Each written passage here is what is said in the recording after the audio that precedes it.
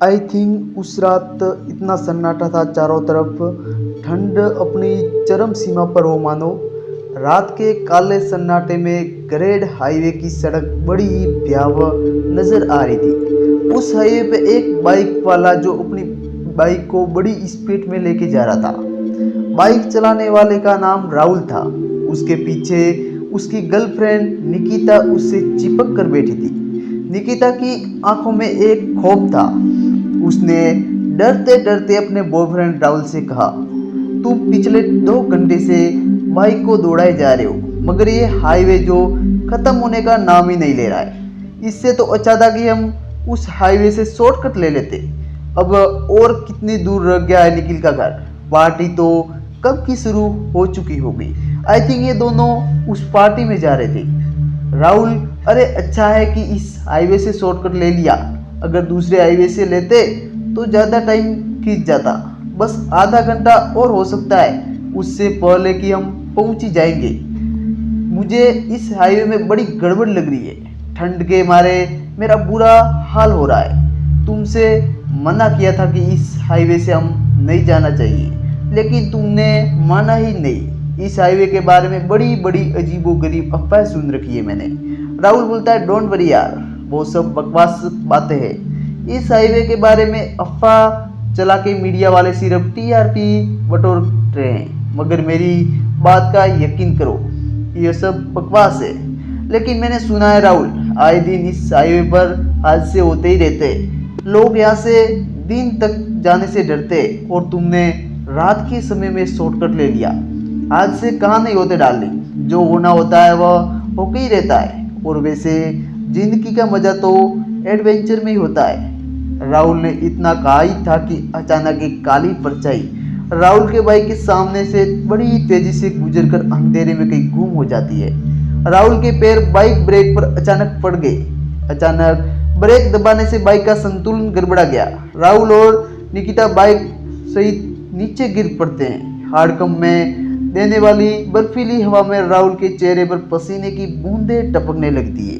निकिता लड़खड़ाते हुए, दर्द के मारे कहराते हुए बड़ी मुश्किल से उठकर खड़ी होती है और बोला था ना, इस हाईवे से नहीं जाना चाहिए, बाइक स्पीड में चलाने में स्लिप मार गई होगी, दर्द के मारे मेरी हालत खराब हो रही है। मगर राहुल ने निकिता की इस बात पर कोई जवाब नहीं दिया। वो इधर उधर पागलों की तरह देखने लगा। राहुल घबराया हुआ देखकर निकिता ने कहा, क्या हुआ? इधर उधर क्या देख रहे हो? यहाँ सन्नाटे और वीरान के अलावा कुछ नहीं है, और तुम इतने घबराए हुए क्यों हो? शुक्र मनाओ इतनी तेज गिरी कि हमें बाल बाल बच गए। राहुल ने कम कपाती हुई आवाज में कहा, बाइक स्लिप नहीं मारी निकिता, मुझे ऐसा लगा जैसे कोई मेरी बाइक के सामने बड़ी स्पीड से गुजर रहा है और अंधेरे में कहीं लुप्त हो चुका है। मेरे ब्रेक पर खुद ही पड़ गए। क्या मुझे यह सब अजीब सा लग रहा है? ये जल्दी चलो राहुल, ये निकिता बोलती है। ये दोनों आपस में उस जगह पे बातें कर रहे थे। तभी उन दोनों को हाईवे पर उनसे थोड़ी एक घने पेड़ के पास चमकती हुई बड़ी बड़ी 2 आंखें दिखाई देती है। रात के अंधेरे में वो आंखें किसी बिल्ली की तरह चमक रही थी। उन्होंने देखकर निकिता चीखती हुई बोलती है, यहाँ से जितना हो सके हम जल्दी चलते हैं। तुम सही कहती हो निकिता, मुझे इस हाईवे पर नहीं आना चाहिए था। ये हाईवे वाकई में हाउंटेड लगता है। तभी देखते ही देखते बड़ी फुर्ती से वो आंखें उन दोनों के बेहद करीब आ गई। राहुल ने देखा उसके सामने 7 फुट लंबा था, उसके बाल जमीन पर बिखरे हुए थे, उसकी आंखें किसी बिल्ली की तरह रात के अंधेरे में चमक रही थी। काला साया चेहरा उसके चेहरे को और भयानक बना रहा था। वो राहुल को देखकर अजीब से अंदाज में एक बेहवा हंसी हंसने लगी। अचानक राहुल और निकिता ने खुद को जमीन में गिरता हुआ महसूस किया। उन लोगों ने ऐसा लगा मानो किसी भेड़िए ने अपने दांत उसकी गर्दन में गड़ा दिए हो और वो उनका बड़े मजे से खून पी रहा था। राहुल और निकिता कुछ भी होश में नहीं थे। कुछ देर बाद राहुल को ऐसा महसूस हुआ जैसे उसके चेहरे पर पानी की बूंद टपक रही हो। अचानक से वो उठकर बैठ गया। उसने देखा कि निकिता जमीन पर बेहोश पड़ी हुई थी। राहुल बड़ी फुर्ती से निकिता के पास पूछता है, और उठो जल्दी निकिता, उठो, यहाँ से तुम हम जल्दी निकल जाते हैं। उठो निकिता। राहुल को झिंझोड़ने पर निकिता अचानक उठकर बैठ गई और राहुल से लिपटते हुए बोली, राहुल मैंने तुमसे पहले ही कहा था यह हाईवे अच्छा नहीं है कि जैसे हम दोनों फंस गए हो। आखिर वो भयानक औरत थी कौन? पता नहीं निकिता, आखिर वह क्या बुला थी। इसका मतलब इस हाईवे के बारे में जो अफवाह सच है। वाकई में इस हाईवे के पास कोई चुड़ैल रहती है, शायद वो वही चुड़ैल थी। मुझे बहुत डर लग रहा है राहुल, पता नहीं क्यों मुझे बड़ा अजीब सा लग रहा है। निकिता बोलती है, फिक्र मत करो, हम यहाँ से जल्दी निकल जाते। आसमान में काले बादल छा चुके थे, हल्की फुल्की बारिश भी होने लगी थी। बड़ी मुश्किल से राहुल अपनी बाइक के पास पहुंचता है। उस ठंड में इतनी बारिश का होना एक अलग ही रूप दिख रहा था। उसने देखा बाइक की हालत बुरी तरह से खराब हो चुकी थी, वह चलने की हालत में तो बिल्कुल थी नहीं। अब हम क्या करें, ऊपर से ये बूंदाबांदी हो रही है इतनी ठंडी में। तभी राहुल की निगाह हाईवे पर लगे एक बोर्ड पर पड़ी जिस पर लिखा था नागपाड़ा 10 किलोमीटर। निकिता, यहाँ से नागपाड़ा केवल 10 किलोमीटर दूर है, हमें पैदल ही निकलना होगा। मुझे नहीं लगता कि रात के वक्त में यहाँ से कोई वाहन निकलता होगा जिससे हम लिफ्ट वगैरह ले सके। तुम सही कह रहे हो, इस सुनसान हाईवे पर हम दोनों के अलावा दूर दूर तक कोई भी नजर नहीं आ रहा। इतना कहकर निकिता और राहुल लड़खड़ाते हुए कदमों से चलने लगे, मगर वह जितना दूर चलते घूम फिर कर वही वापस आ जाते।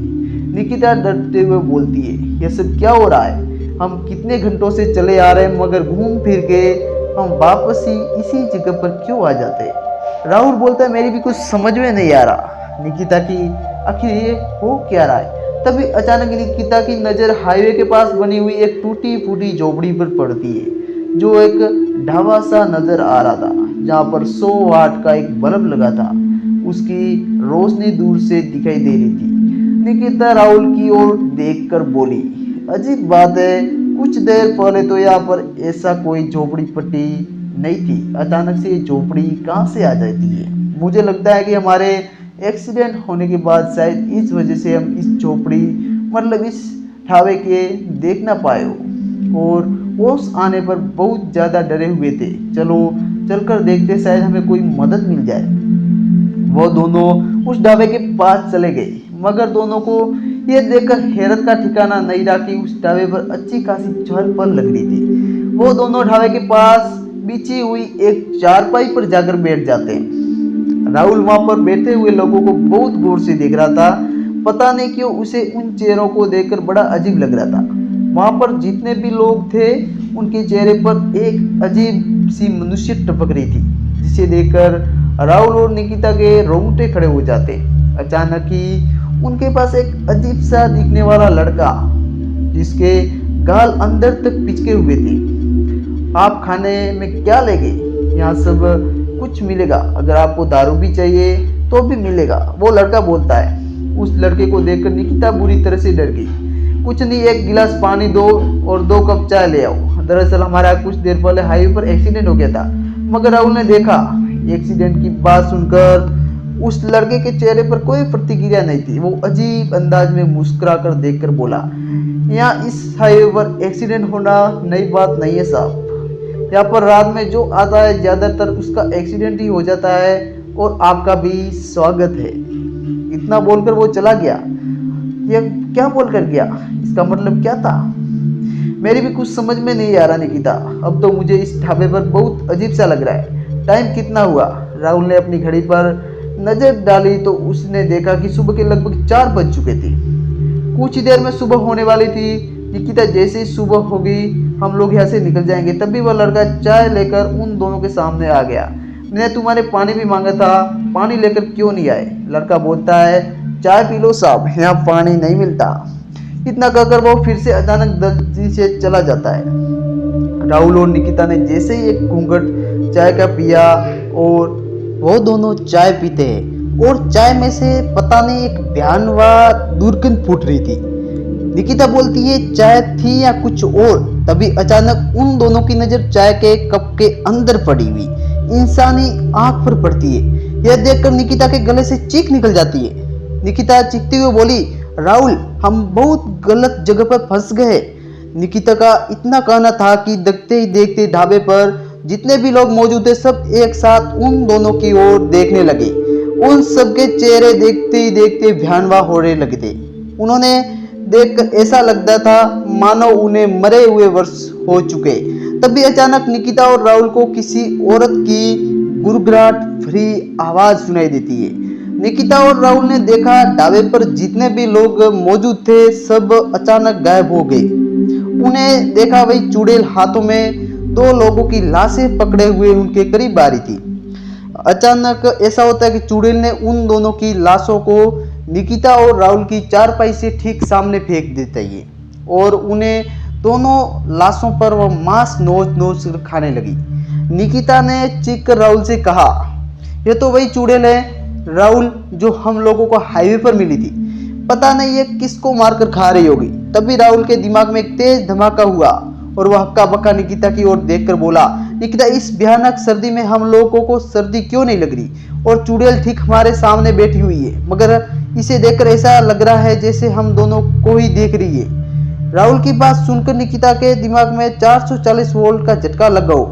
जैसे ही उन दोनों की नजर उन लाशों पर पड़ी, दोनों की शरीर में डर की लहर दौड़ गई। वो दोनों लाशों किसी और की नहीं बल्कि उन्हीं दोनों की थी। अचानक चुड़ैल उन दोनों की ओर देखकर भयानक हंसी हंसते हुए बोली, ऐसा क्यों देख रहे हो? तुम दोनों तो उसी वक्त मर चुके थे जिस वक्त मैं तुम्हें दोनों का खून पिया था। जितने भी लोग तुम्हें उस चौबड़ी में दिख रहे थे वह सब मेरे ही शिकार हुए मुर्दा लोग थे जिनमें अब तुम दोनों भी शामिल हो गए हो। इतना कहकर वह उन लाशों को खाने लगती है और निकिता और राहुल का वहीं पर अंत हो जाता है। वह दोनों वहीं फिर मर जाते हैं।